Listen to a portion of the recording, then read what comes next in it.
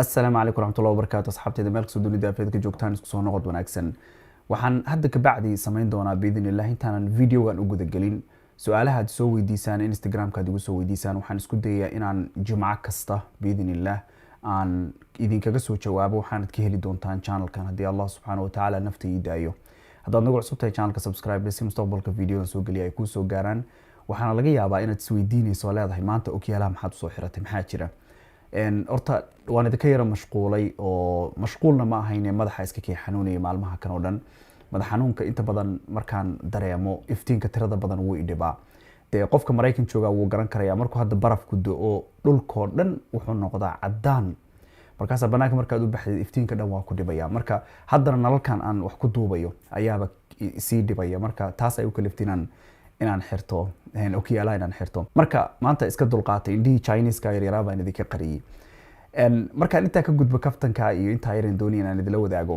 waxaa jirtay Mareykan markaan imaanayay waa xaaladaha Mareykan markaa ka jiray ama duruufaha markaa ka jiray waayo wadan kastaba dhaqaalihiisa iyo duruufta markaa ka jirta waa isbadbadashaa waa iska fiicnaa wadanku baan oran karaa xoogaa waa roona laakiin dee waa dambe ayaa adduunyadu isbedeshay oo wax walbaba ay adkaadeen oo shaqooyinkii yaraadeen waxaan xusuustaa waqtiyada qaarkood oo dadku ay say shaqo u raadinayaan ama saacadii waqti waxaan xusuustaa lagu shaqayn jiray $7.25 oo qofku helaa maalinta dee farxadiisu ay farxad dhaafi jirtay $7 iyo haddana maanta waxaa laga yaabaa $15 ilaa iyo $16 ama $17 inay dadku ku qanacsanayn oo ay leeyihiin may intani way yartahay waayo maciishada isbedeshay baa keenaysa run ahaantii markaan ka soo dhoofay Kenya oo aan Mareykan soo aaday expectation-ka aan qabay iyo waxa aan u maleynayay Mareykan inuu yahay iyo xaaladda ka jirta way kala gedisan tahay dad badan oo aan Mareykanka imaanin laakiin ku hanweyn maalin uuna imaan doonaan ama jecel inay yimaadaan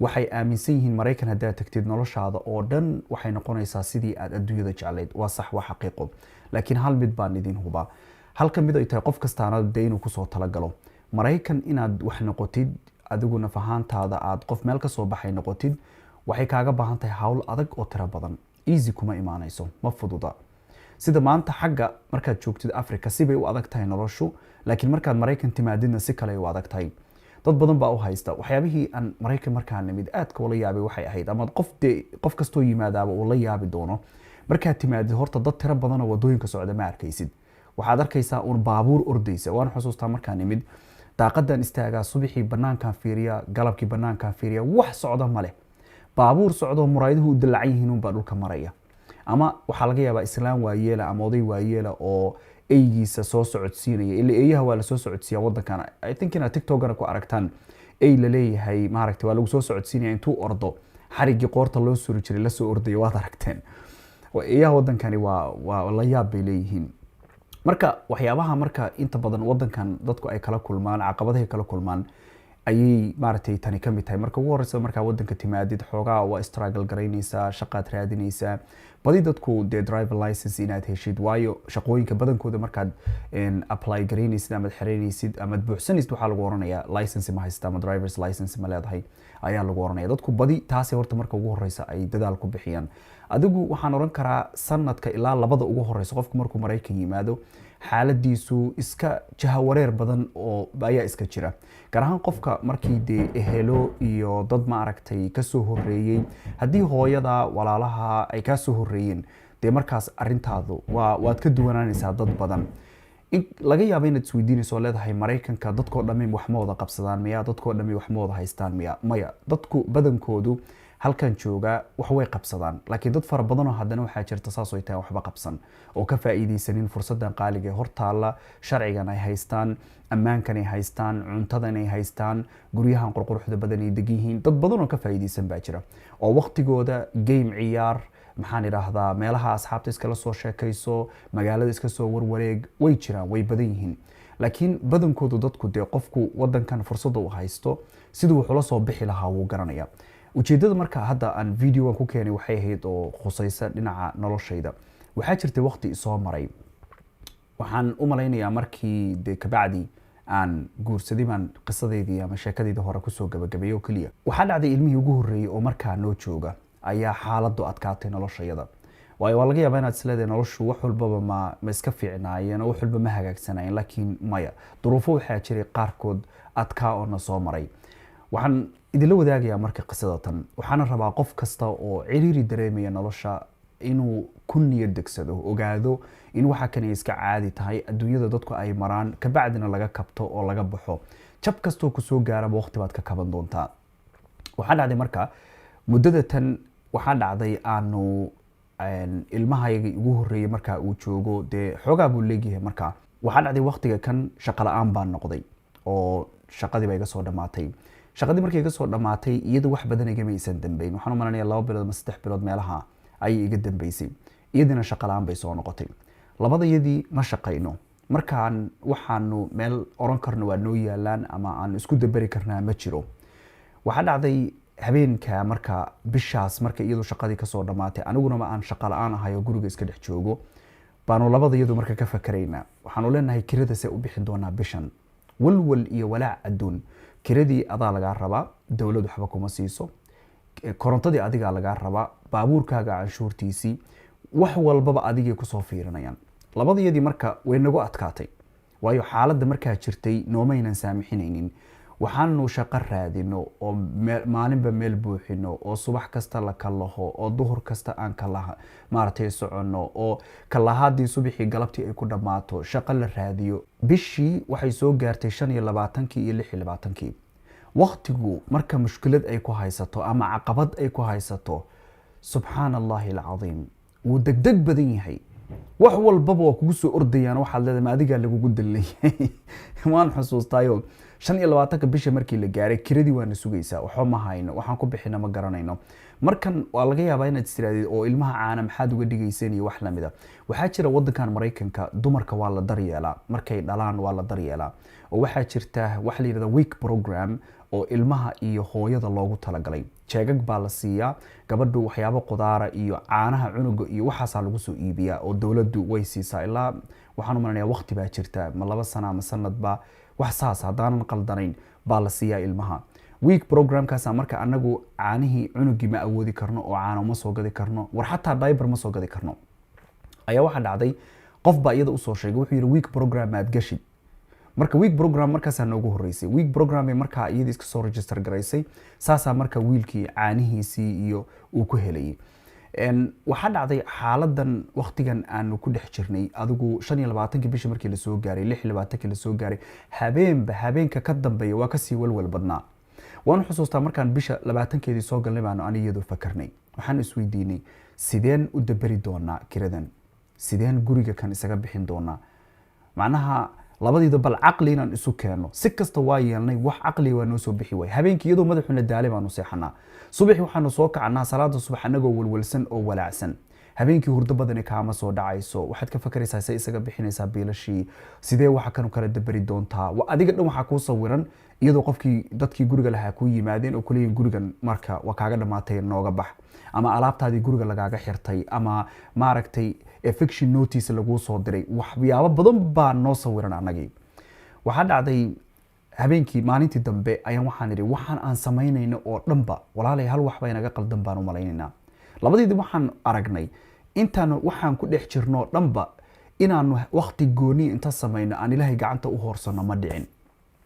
subxaan allah. waxaa nagu soo dhacday marka oo ilaahay maad baridaan, ilaahay bal weli ma aydan weydiisan intaad meel u fariisateen go-aan gooni ah oo aad u goyseen intaad ku qaadateen inaad ilaahay toos u baridaan. waxaanu bilownay iyadoo maalmo yar ka dhiman tahay kiradii markaa ayaan waxaanu bilownay inaan ilaahay barino. habeenkii baan kacnaa, kumanaan jeer baan tasbiixsanaa, habeenkii oo dhan baan ilaahay barinaa, waa tukanaa, hurdo oo dhanba macno noomaba samaynba. ilaahay wuxuu qadaray annagoo saa ku jirna ayaa maalin waxaa soo wacday gabadhi baa waxay ku tiri walaalay shaqo la-aan baad ahayd, waan ku ogaaye, waxbaan rabaa inaan bishaan sameeyo oo waxaan leeyahay dan weyn baan leeyahay, waxaana rabaa inaad ilaahay la ii baryaan jeclaan lahaaye, waxaan rabaa bishaan maadaama aad shaqo la-aan tahay inaan kirada kaa bixiyo, kurbadaa kaa faydo, in ilaahay anigana kurbadayda iga faydo waxaan jeclahay uu siiyo. subxaan allahi alcadiim, subxaan allahi alcadiim. habeenkaas farxaddii aan galnay ilaahay basaa loo sheegtaa siduu ilaahay subxaana wa tacaala nooga fayday. wax kalena ma iraahdo. Allah subxaanahu wa tacaala wuxuu fiirinayay bal inaan ilaahay barinay in kale. waxaan xusuustaa habeen intaanu kursiga wada fadhiisanay fadhiga aan labadeedu fadhino midba dhinac ka fadhiyo, waxaan jacayl iyo baby iyo xaaskayga waqti ima siiso iyo ninkayga waqti ima siiyo, filinkaasoo dhan ma jiro. dad kibray oo wax walba haysta maaragtay dee noloshu u wacan tahay baa waxaa dareema. dadkan raaxada ku jira tirada badan baa waxay dareemaan xaaska waqti ima siiso, ninka waqti ima siiyo. haddaad aragtid dad ka hadlaya waa dadaan waxba haysanin, waxay ku hadlaan iyo meel wax geeyaan bay garan waayeen. waagaasaan dareemay anigu runta haddaan idinla wadaago. waxaa dhacday habeenka anagoo fadhiga wada fadhino oo waxaan xusuustaa labadiida mid walbaaba midka kale markuu soo fiiriyo uu arkayo uun keliya ilmada indhihiisa kasoo baxaysa. waayo walwalkiiyo walaacan haysta, ilmo yar baan haysanaa, xaggeen hadda degaynaa, xaggeen geynaynaa, sideen yeelaynaa, sideen u dabaraynaa. xaalad waxaan u malaynayaa aabbanimo oo iiga adag noloshayda. hal mar uun baan oran karaa way isoo martay, laakiin xaaladihii ugu adkaaya soo maray bay ahayd. inaad waxba aydan bixin karin, ciriir dareemaysaan, dhinac walbo aad fiirisaanna noloshu ay wax waddaad uga baxdaan aydan arkaynin. adigu waddo kasta iska soo kaa xirtay. 30 beri alxamdulilah wuxuu noo dhammaaday iyadoo gabadhaasu markaa ay tiri kiradii waa idinka bixinaya. iyadaa markaa kiradii naga bixisay, dhowr boqol oo doolar oo dheeraada ayay markaa gabadha ay siisay. ilaahay subxaana wa tacaala kurbadeeda wuu ka fayday. ilaahayna raxmaan kurbadeeda ha faydo maalinta ay dadku ugu kurbada badan yihiin ee ilaahay subxaana wa tacaala lasoo hor istaago. abaal iyo lib baan uga hayaa. waxaa dhacday marka waqtigan markii aanu xaaladan kiradii aanu bisha iska bixinay kadib, xaaladeeda ilaahay subxaana wa tacaala maalinta ka dambeysa way isbedeshay. kabacdi noloshu sidiisi ka wacan bay noqotay. inkasta oo caqabada ma jirin la oran karo, oo way jireen, oo of course qof kastoo dunida nool caqabada way ka hor imaanayaan. waxaan rabaa inaan idhaahdo qof kasta oo maanta dhaqaaluhu dhib ku hayo, maaragtay awlaadaadii baad bixin kari laadahay, shaqaad laadahay, aabbaad tahay, hooyaa tahay, ilaahay subxaana wa tacaala saqda dhexe meesha dadku ay hurdaan, meesha dadku ay madadaalanayaan, meesha dadku ay wax macno darra ku mashquulsan yihiin, ilaahay bari oo u istaag. allah subxaana wa tacaala wuu kaa faydaya. waxaad tiraahdaa ilaahay weydiisataa inuu kurbada, ilan adduunkan ilaahay baa ku keenay. qul ina salaatii wa nusukii wa maxyaaya wa mamaatii lilaahi rabbi alcaalamiin. noloshaada iyo dhimashadaada hadduu ilaahay keligii leeyahay, alaysa allahu bikaafin cabadah. waan xusuustaa waxyaabaha qalbigayga ku dhegay waxay ahayd suuradaha qur-aanka suurada ka mid ah. waan xusuustaa waxyaabahaanu samayn jirnay waxay ahayd salliga nebiga sala allahu calayhi wasalam. jumco kasta marka ay 5 galabnimo gaarto ilaa maqribka laga gaarayo waxaan u fadhin jirnay, qofna qof lama hadli jirin. salliga rasuulka sala allahu calayhi wasalam inaan badsanno, habeenkii inaanu intaasoo kun oo jeer astaqfirullah, subxaana allah, walxamdu lilah, 10 kun oo jeer baan oran karaa.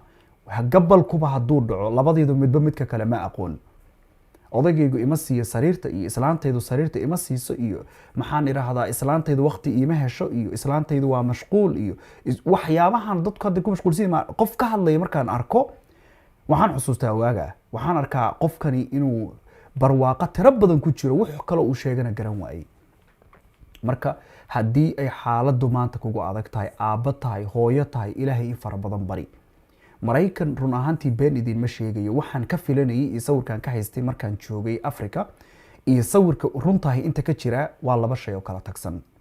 dadka qaarkood waa laga yaabaa, dadka qaarkood markay yimaadaan waxyaabaha ugu daran ee qabsada waxaa ka mid ah, ama caqabadaha ka hor yimaada waxaa ka mid ah luuqadii inuusan aqoon. qof kasta oo maanta videoan baan kaga faa'iideysanaya, talo ku siinaya, oo America rajo ka qabo oo imaan doono, luuqadda wadankan looga hadlo soo baro. haddaad rabtid inaad ilaheeda iyo meelaha kala gedisan inaad saa wax ula soo baxdid, iyo saa shaqo u raadsatid, iyo sidaad wax u akhrisid, iyo sida meel loo maro haddaad rabtid inaad ogaatid. waxa ugu daran mararka qaarkood, inkastoo English uu ku qoran yahay, Soomaalina ku qoran yahay, licensiga markuu qofku qaadanayo ama shatiga baabuurka lagu wado, qofkii buuggii markii loo dhiibo Soomaaligu wuu wareeriyaa dadka inta badan.